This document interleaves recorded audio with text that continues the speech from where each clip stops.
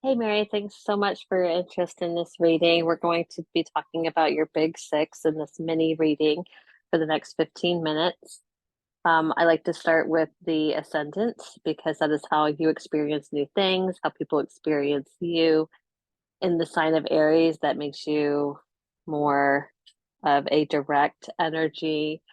All your houses will have this natural ability to get through and be perceived by you and through other people in its natural state.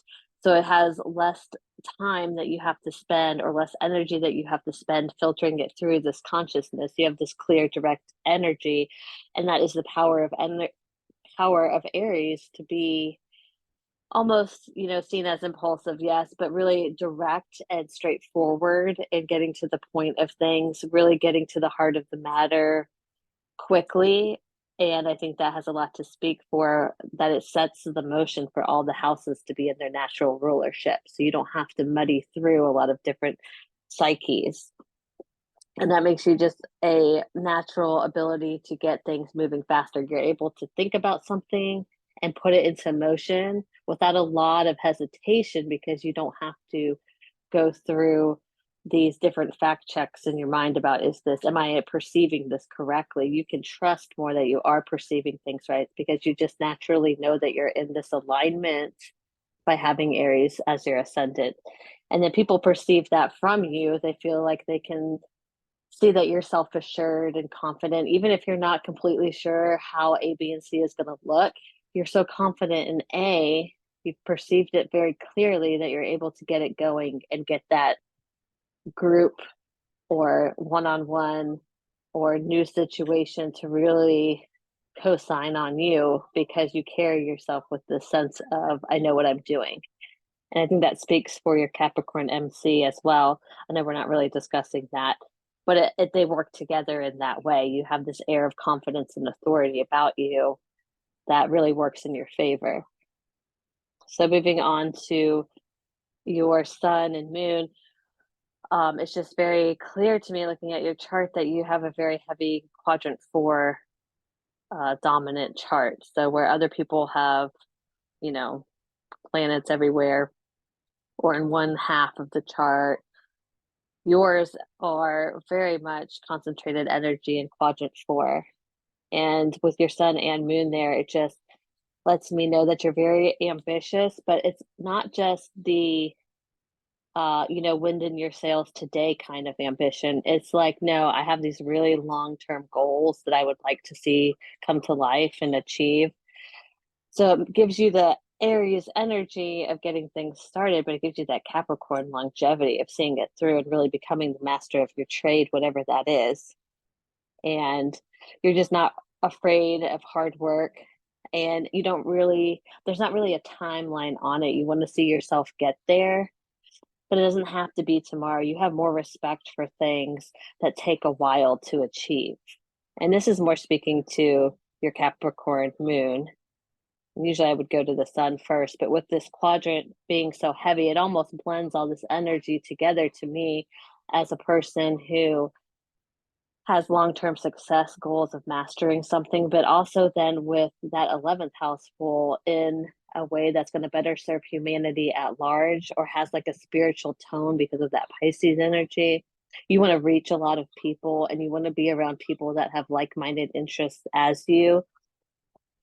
You can be self-reliant. There's no problem with that. You can be fiercely independent, but you really like the idea of belonging to a large group of people that are willing to go there with you. Are they able to reach that spiritual awakening that you have? Are they really able to try to do this and help others see truth that you see? You would rather do that as a group mission because you know you can reach more people that way. You will get the ball rolling on your own, but with that goal in mind of that I'm not doing this just for myself. I'm doing this because I have a calling that I'm trying to achieve here to push the spiritual awakening further down the line, leave something behind that I actually spent this hard time and discipline and drive to be for the greater good of all. So with that being said, the other, drawback to that is, or the other side, is not really drawback, but sometimes it can be that you have like these large ambitions and these high ideals and this really like dedicated work ethic that then in return this personal development and personal relationships then don't get as much energy, right? Because we only have so much energy that we can use. So you rely on yourself, you're working towards these big goals, and then sometimes it can be then with your interpersonal one-on-one relationships are a little bit less present or getting the focus that you would also like to see. As a human we want to experience that, and I speak on that because the quadrant is so heavy and you have Chiron in your seventh house. So let's turn it back to your sun. And the sun in Pisces is going to reinforce this creative energy and the spiritual desire to connect with people on the level of their highest vibration and their deepest consciousness of spirituality. So a lot of people with Pisces suns can do that creatively, great artists, reaching people without even using words to do that. It's a feeling, it's an expression, it's a mutual reciprocated energy that people that get it, and then people that don't get it, maybe they don't, but maybe they can if you do it a certain way. You're not limited to anyone that you're trying to reach. I think this is a love without boundaries kind of situation when the sun is in Pisces. You may have experienced a lot, or you might still have a lot of experiences to have, because the Pisces sun is the end stage of the conscious evolution. So you have to have a lot of experiences and a lot of other people's pains, history, and emotions as well for you to get that deep level of awareness that you ultimately want to experience. So in my opinion, I always go back to, I believe in the evolutionary astrology theories, and people that have a lot of Pisces energy, to me, especially in the fourth quadrant, I feel like they're going to be around for a while. They really want to heal all areas of human consciousness and emotions, and be no stone left unturned in that area. And you have the Mercury right there too, and I feel like that just, you think about more than yourself. You're very outside of yourself in what you think about and what you hope to achieve and what you like to talk about, and people know that about you and they open up to you easy, and they want to hear your experiences and your take on things. Because of that, you're able to be sensitive to people, and you're able to be forthright enough to get them to share with you.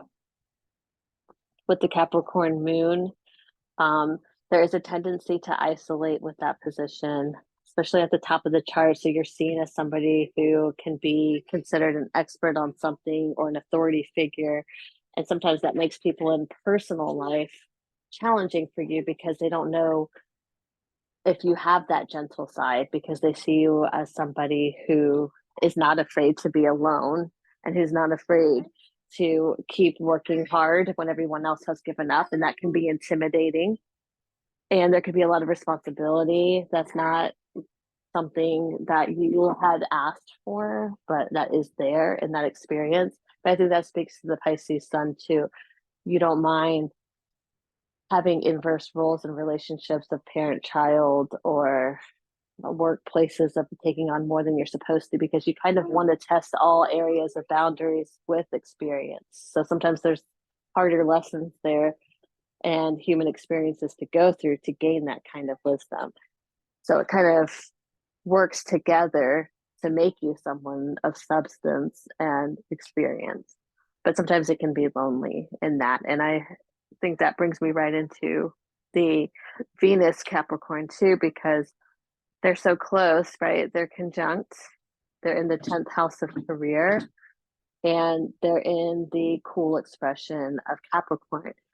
And that doesn't mean that Capricorn's unloving. Capricorn can be on the parental access of tough love, not no love, but love that is going to mold you into a more mature and responsible person, and not overly gushing with emotions and soft, gentle things to say.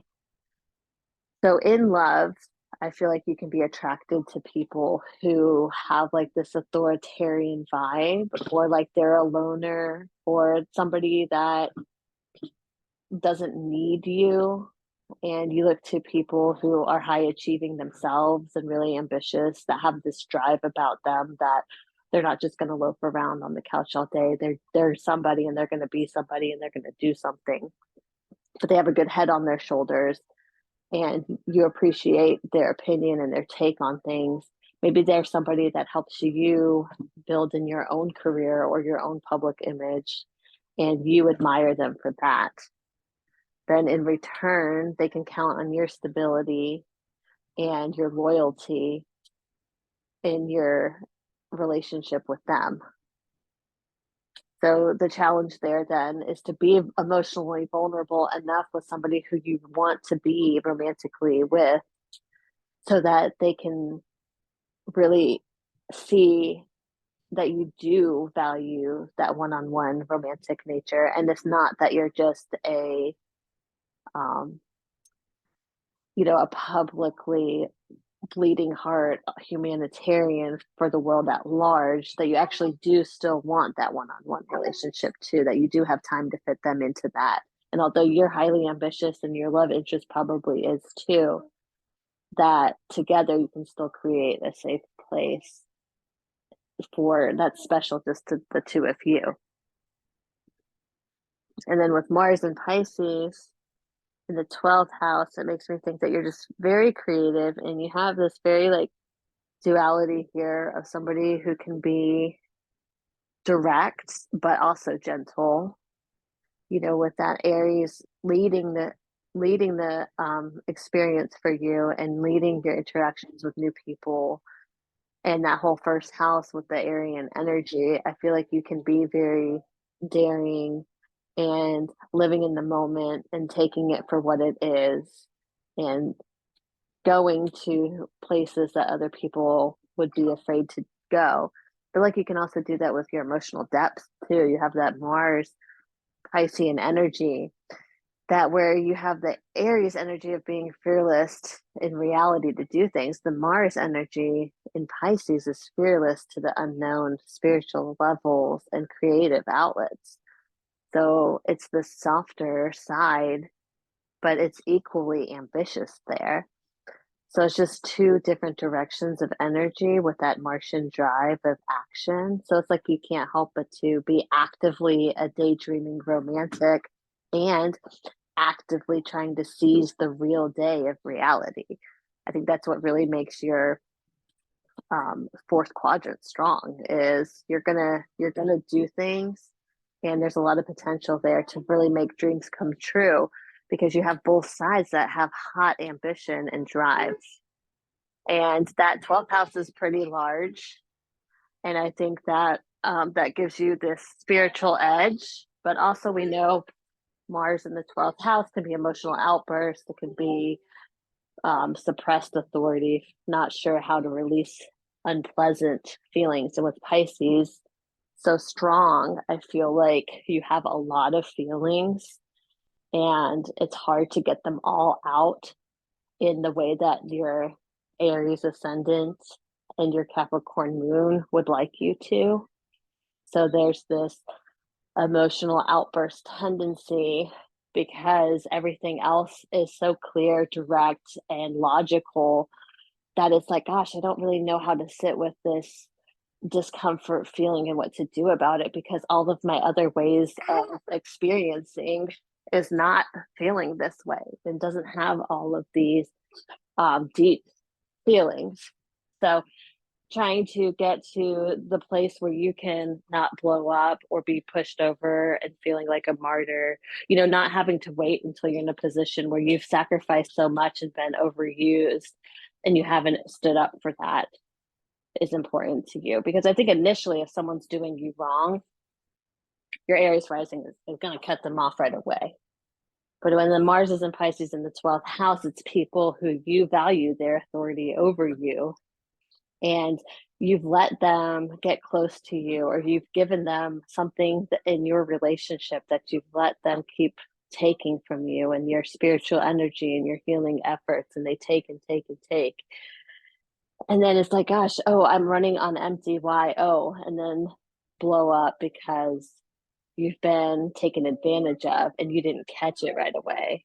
And how do you stop that one? I think that's the emotion that's harder for you to handle versus the, initial, oh, this is clearly someone's crossing my boundary. I'm going to let them know right now. It's the people that you don't have clear boundaries with that are pulling too much out of you. And by the time you realize it, you're already emotionally drained and not handling the way you would ideally like to. So I think that's all of the six.